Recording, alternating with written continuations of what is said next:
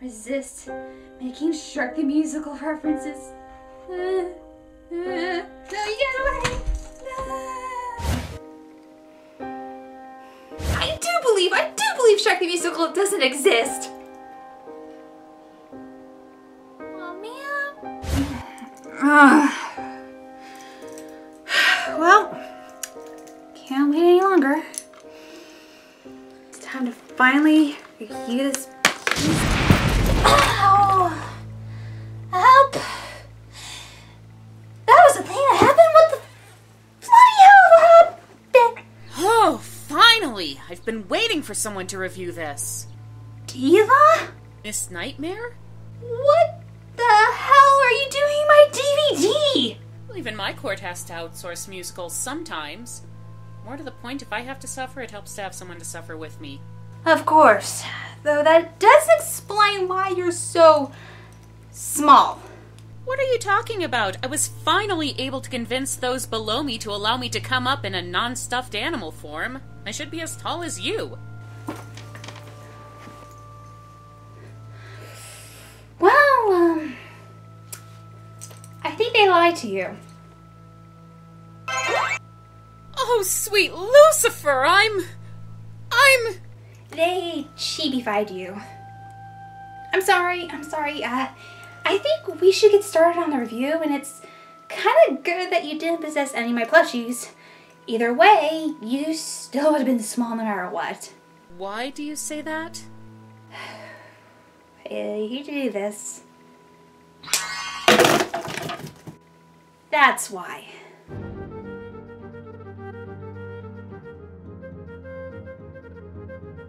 Hey folks, I'm Miss Nightmare. And I'm Diva from Musical Hell, and today we're taking a look at our next offender, Shrek the Musical. I can easily imagine why this was turned into a Broadway musical. With Disney having a few successful productions based off their works, DreamWorks probably decided to follow the trend as well. After a Seattle tryout, the musical opened in 2008 and ran for 2 years, winning a Tony Award for Best Costume Design and being the most expensive production at the time with a budget of $24 million. Even when the Broadway run ended, DreamWorks didn't make enough money off their Little Golden Goose, and with the original film being a bit outdated in the last decade, I can predict wicked things will come of this. Before I get started, I have a confession to make. I used to enjoy this musical as a teenager. It was at a point in my life I was trying to get into as many musicals as I can, and, well, I did enjoy the first 2 Shrek films. The others, I don't want to even talk about them. Hell, I was even excited when news of the Broadway show was being released on DVD back in 2010, even if it didn't get released until 3 years later.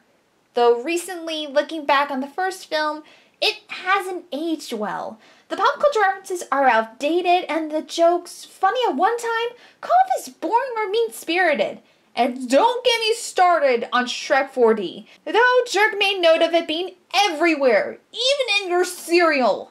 This made it hard to go back to watch the musical again. It kept haunting me to this day. It's no wonder they would send Diva to help me out with this. Well, Miss Nightmare, let's examine the case of Shrek the Musical. Oh, joy. The show opens with, Now you're 7. Now you're 7, so it's time to go away. our sin number 1, apparently. We're only a minute in, and I have my reasons for this part, but you go first, Diva. Oh, gladly. I've never really felt that Shrek needed a tragic backstory, or even a tragic comic one, as is the case here. He just was what he was, and he was cool with that. We didn't need his parents telling him he's doomed to be an ugly outcast like there's some weird suburban version of Frollo in The Hunchback of Notre Dame. And the score doesn't really do much for me, which surprises me because it was composed by Janine Tesori, who created the fantastic music for Violet and Fun Home. I guess everybody has an off day. As for me, I do agree learning of Shrek's backstory is unnecessary. The only reason they added it here is to parallel Fiona's backstory. We even see a young Shrek pass by a young Fiona heading to the tower. And later, they have a song comparing whose childhood was worse, but I'm getting ahead of myself.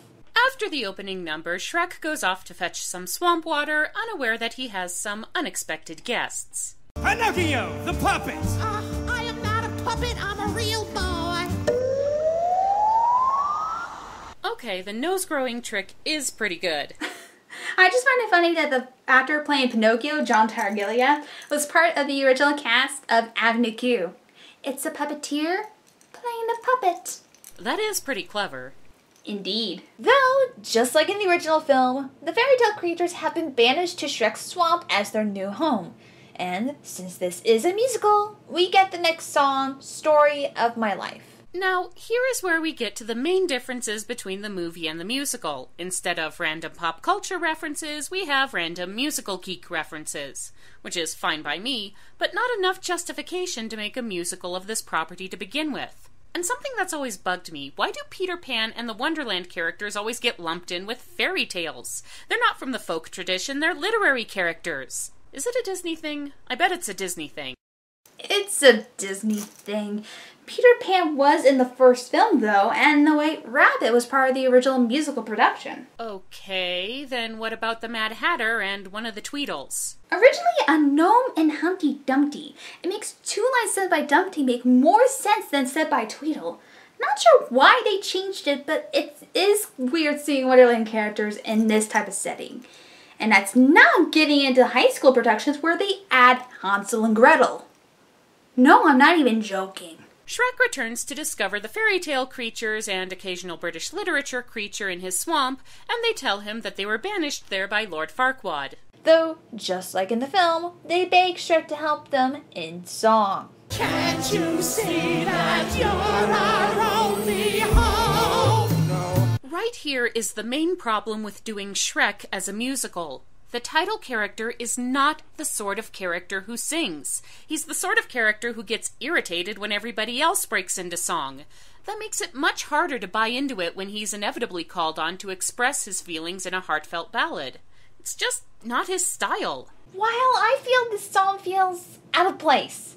The first half, I completely understand its tone, but the second half, it sounds like it came straight out from Disney's rejected songs list. After setting off on his quest to get his swamp back, Shrek saves Donkey from Farquaad's guards and... Well, I just found what's haunting my nightmares tonight. Get away! Oh, Donkey, Donkey, Donkey. The tricky thing about Donkey is that he's basically a parody of every annoying comic sidekick in animated films, but he needs to take that annoying to the point where it becomes funny again. This was managed in the movie. Here, not so much. He's just annoying to the point where he's annoying. Yeah, I agree he is a bit of an annoyance. Though I think it's because the actor's having a fun time with the role and put too many shots into his frappuccino. Instead, the shots contain 5-hour energy instead of espresso. As for the song Don't Let Me Go, it sounds like a Weird Al Yankovic love ballad satire, only not that good. After Donkey joins Shrek's quest, we get to meet our villain, Lord Farquaad.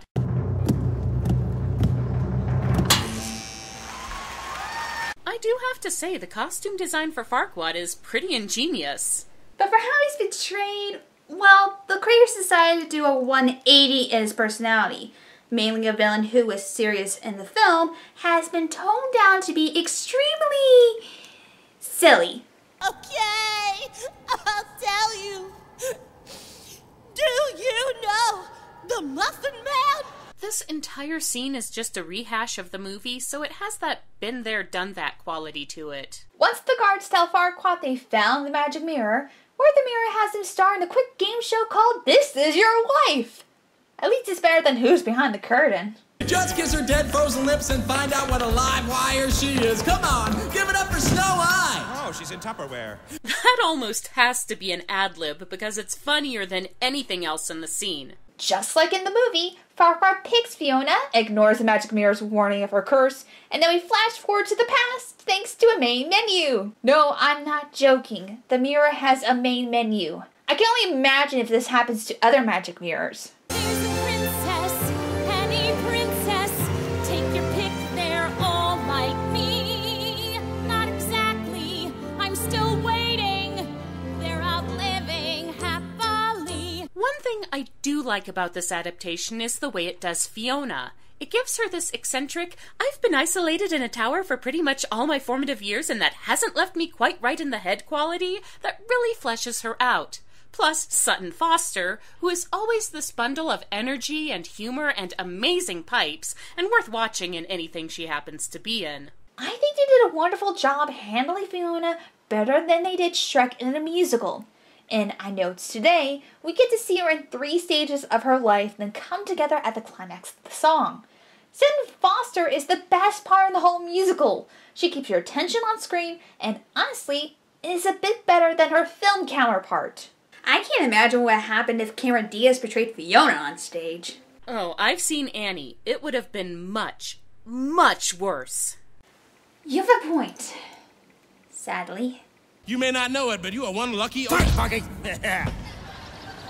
Ow! Mutton cards at 3 o'clock. Mother Hubbard, that hurt! Oh, good. Back to the irritating part. Which means, just like in the movie, Shrek and Donkey have arrived at Duloc and we get one of 2 songs from the original film. Welcome to Duloc, such a perfect town. You know you're not in a good place when the catchiest number in your show is the It's a Small World parody from the original movie. Am I one of the few people that actually enjoy the original song than what's being parodied on screen right now? Well, it's better than nothing. It's not like there's a worse parody song out there. You didn't have to let me do this.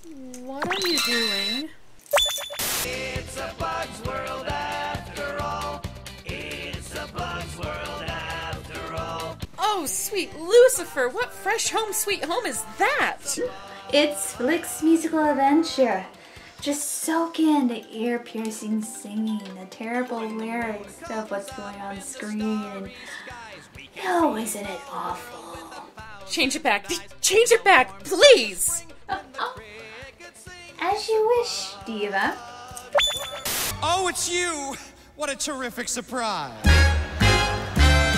Now, as Diva recovers, I want to talk a bit about how this song describes how disturbing Duloc is to live in. It's done in a happy, cheery number where everyone is forced to sing and dance or else they're loser heads and dressed like everyone else. Especially when they shout, "Come form us!" Oh my god, it's unsettling what's exactly happening right now. And I have a feeling the line, "A monorail and gift shops," was comparing Duloc to Disneyland. Ha!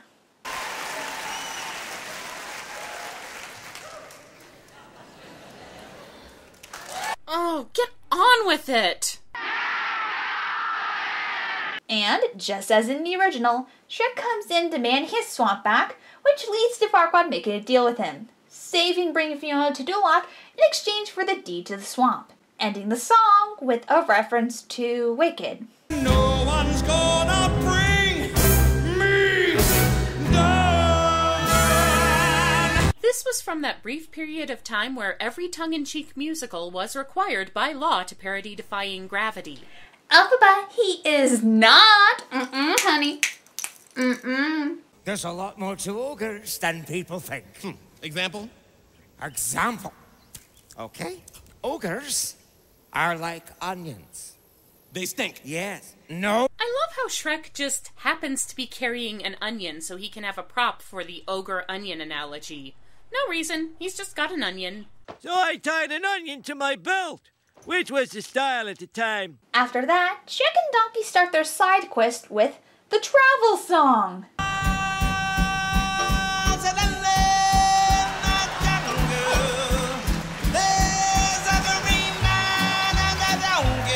Stop reminding me of musicals I would rather be watching. You're not helping your case. Also not helping your case, having your characters sing lyrics consisting almost entirely of the phrase, "Why me?" Sing a song, it's the travel song when you gotta go somewhere. 'Cause the fun is getting there. You have your catchy songs, I have mine, okay? After traversing on the bridge with the spooky, scary smoke, Shrek heads off to save Fiona from the tower as he tells Donkey to stay put. What kind of trouble can I get into? I'm just sitting and waiting. A lot of trouble can happen that way, actually. Case in point. Shrek, is that You? Dragon! Well, hello, gorgeous! Well, that escalated quickly. Mm-hmm. This song went through a bunch of changes from its original Seattle run to Broadway and finally on the national tour. Originally, it was just one singer performing as the dragon. I've seen footage of that and it was amazing! When it went on Broadway, they added a trio of singers composed of the extras playing multiple roles. And finally, on the national tour, they went back to one singer but changed the song to Forever, where it has the dragon confess how no one rescues a dragon because she's seen as a monster. Donkey does his usual trick, which leads to the dragon whine to keep him there forever, followed by a musical reference to Dreamgirls. No, I'm not joking. At least the puppet looks better on the tour than it did in the original Broadway show. I didn't know about that, but the combination of a giant puppet and the trio of singers is actually kind of clever. Having backup dancers dressed as the Scales, not so much. And now for some reason, a recreation of the classic cartoon The Skeleton Dance. Spooky, scary skeletons and shivers down your spine. Shrieking skulls will shock your soul, seal your doom tonight. Shrek manages to reach the top of the tower, where Fiona is ecstatic to finally being rescued, starts singing a song which... Oh, jeez, I'm like a crackpot magnet. No, you're in a musical. There is music and singing. Stop being annoyed at characters singing when you yourself have sung a couple times already. The opposition, people are singing again gag is worn out already when it comes to self-referential music theater tropes, so it gets old pretty easily. Take my hand on bended knee, bended knee, bended knee. Oops, sorry. At this point, I'm just watching for the sake of seeing Sutton squeeze every last laugh she can get out of this part. And I'm just waiting for a better musical to come in and interrupt this one. Continuing with This Is How a Dream Comes True, where we watch the characters escape from the castle, and I just want to put a sin on the shots used during this scene. The dragon in the film version of Shrek was a source of humor and eventually sympathy, but she could also be genuinely threatening when she was meant to be. The puppet they use for the stage version is a lot less versatile, and I think the editors know that, which is why we get a lot of crazy cuts and never linger on it for very long in this scene. Especially with the cuts where they try to hide a moment where Shrek is fighting off skeletons. Yes, the helmet is down in this shot. It's clearly the actual performer. Upon escaping, Fiona asks Shrek to remove his helmet and is shocked when it's revealed her savior is an ogre. This entire sequence just makes it even more obvious that Fiona is strangely oblivious to the fact that her noble knight has green skin, oversized hands, and no other armor or weaponry. The only difference how Fiona didn't notice in the original film is that he was covered in soot from the volcano and dragon's fire. Here, there's no excuse.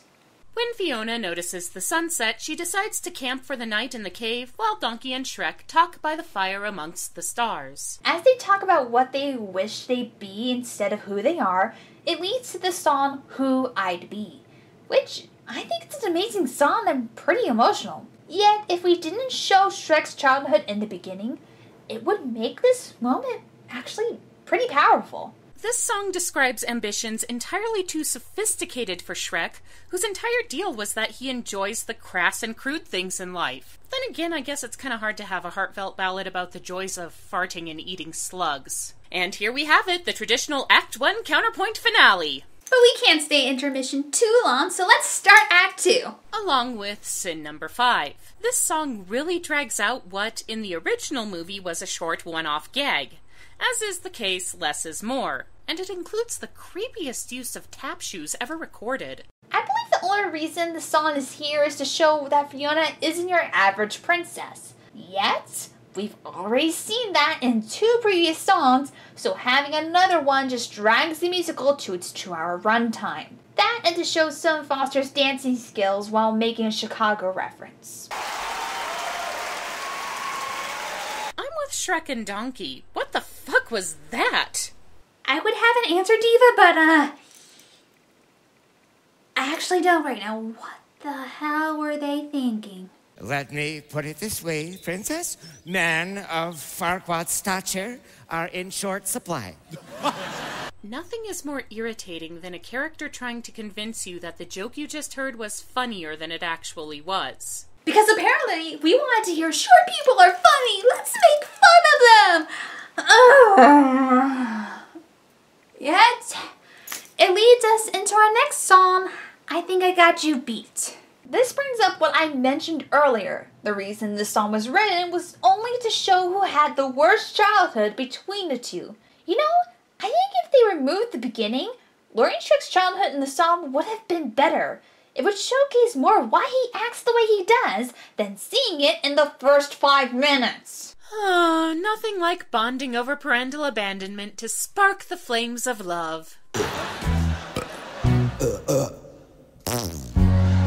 Check that, parental abandonment and farting and burping. Sweet Lucifer, it's like Parker and Stone wrote, anything you can do, I can do better. It is then we head back to Farquaad's castle in the most ridiculous fat bodysuit I've ever seen, where we learn of his backstory. Along with sin number 6, Farquaad's motive rant song. Because we haven't had enough of trying to give dimension to characters who really can't sustain it. Anyway, Farquaad is Grumpy's son, and yes, he also has parental abandonment issues. And disturbingly tiny feet. And he has a big song about how he's not inviting his father to the wedding. What is it with Janine Tesori and characters with daddy issues? The only reason it's here so they can poke more fun of fairy tales and do a Disney slam. Or better yet, remove some verses from the filmed version in sin number 6.5 that taught about Farquaad's mom. Wait, what? Yeah, I was actually shocked that they cut the verses out to keep the trend of being abandoned by a parent or parents like Fiona and Shrek. The reason they cut them out is because Farquaad explained how he had royal blood in him to become Lord, and we learn that his mother died when he was a baby. Okay, who was the mother? Well, I can give you a hint. She fell to her death while in her sleep from a tower of mattresses. Grumpy married the princess from The Princess and the Pea? Pretty much. That's like the fanfic prequel to Descendants that I never, ever wanted to read. Shrek, Fiona, and Donkey arrive at the outskirts of Duloc, where they decide to make camp. Donkey notices that the other two are crushing on one another, so we get sin number 7, make a move. She's waiting for a move to be made. You got to. Don't you think this time would be better spent by watching our main characters fall in love rather than having Donkey doing his version of a sexy R&B number? Because we had to see them do their Take of Dream Girls with 3 blinded mice, since those characters were from the film. Speaking of the movie, the next scene has Donkey discovering Fiona's secret and tries to convince her to tell Shrek since they have a lot in common. But let's not focus on that. Let's have Shrek sing another song. I spend my life stuck in the mud. Now I'm crawling out on a limb. I think this is the problem with a lot of movies that get retrofitted into musicals. The script has already been paced out without music, which means that the writers have to find a way to work the songs into it, and it's very hard to do that organically. In the case of this musical, the writers have just kind of wedged the songs in around the screenplay as best they could with minimal rewriting, which makes the music feel intrusive, because it's not really telling us anything that isn't covered in the spoken dialogue. After the song, Shrek is about to enter the cabin and mishears Fiona, which of course leads to a misunderstanding. The next day, the ogre fetches Farquaad to gain the deed to his swamp and leave the princess on bad terms. Also, having the characters singing over people who are trying to clear up their misconceptions just emphasizes how contrived the third act misunderstanding is. If they just took a moment to talk to each other instead of jumping to conclusions, then none of this would have happened. Well, then the second act would only be 20 minutes. I consider that good rather than bad. And to drag things out even further, here are all the characters from Act 1 we haven't heard from in an hour and a half. Yeah, I forgot about them. Oh, that's what happened if I were a real boy!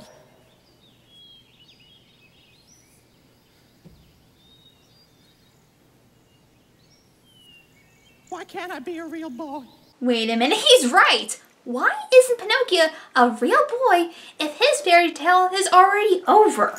Well, I guess the blue fairy didn't come around to finish the job. It's a possibility, but we got a song to cheer the wooden puppet boy up.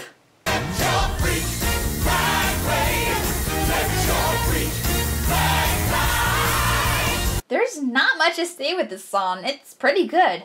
And damn if it isn't listed as one of many songs that get stuck in my head. Yeah, I have to agree, this show does have a pretty good Power to the Weirdos anthem. As the fairy tale creatures head off to Duloc, we cut to Donkey and Shrek trying to make amends. She said I was ugly, a hideous creature. I heard the two of you talking. She wasn't talking about you, she was talking about herself. This is one of the most sincere parts of the script, and they're still mugging through it. Once the two make up, they head to Duloc to stop the wedding! And you know your wedding is ominous when it's attended by what looks like a chorus of ring wraiths. Shrek objects to the marriage and tries his best to talk to Fiona, eventually apologizing to her via reprise. If true love is blind, maybe you won't mind the view.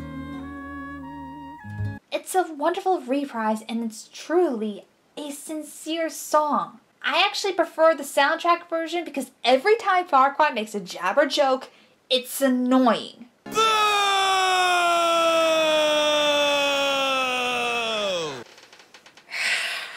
Diva, pick your poison. Wand, sword, or gun. Hold off on that, Knight. We both know how this is going to end. Fine, fine. But before Fiona can answer, the fairy tale creatures burst in with a little surprise. Really, this scene mainly exists so Sutton Foster can get her ogre makeup on. I suppose my invitation was lost in the mail. Well, maybe if you hadn't abandoned me in the woods. Abandoned you? You were 28 and living in my basement. So, let me get this straight. The reason Lord Farquaad banished all the fairy tale creatures from the kingdom was because he originally wanted to sit at home and do nothing until his dad kicked him out?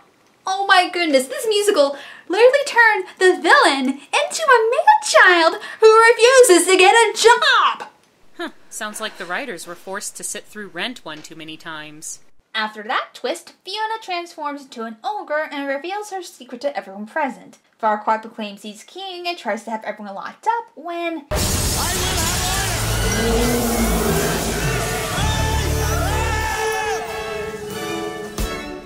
Nobody move! I got a dragon here and I'm not afraid to use it! Boy, that escalated quickly. With Farquaad's demise, Shrek and Fiona kiss and she takes her true ogre form, mostly because they don't have time to remove her makeup. But Shrek accepts the princess is beautiful no matter what, and the musical ends.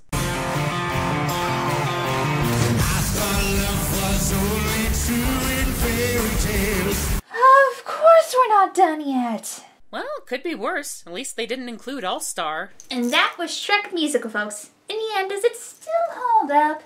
Well, time for the verdict. I do have to give this production an A for effort. The costumes and the effects, slightly dodgy dragon puppet excluded, are top-notch. The leads are performed by prime Broadway talent and they're giving it their all. But I just can't get over the feeling that Shrek the Musical is a thing which doesn't do enough to justify its own existence. If the writers had been able to find that right balance between crass and satirical and surprisingly sincere that the original movie pulled off, it might have worked.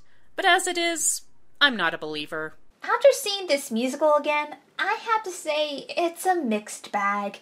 On the one hand, there are some great songs, a good cast, costumes, and wonderful stage transitions. Yet it's Shrek. Trying to turn an animated film into a musical is a difficult one, and it's showcased here. It feels like it's sandwiched together pieces of the film with songs that either fit or don't work with the character's personality of them to sing. Adding backstories to Shrek and Farquaad seem unnecessary, especially how our villain, who took a complete 180 in its personality compared to the film. Overall, I recommend just listening to the soundtrack instead of watching the musical.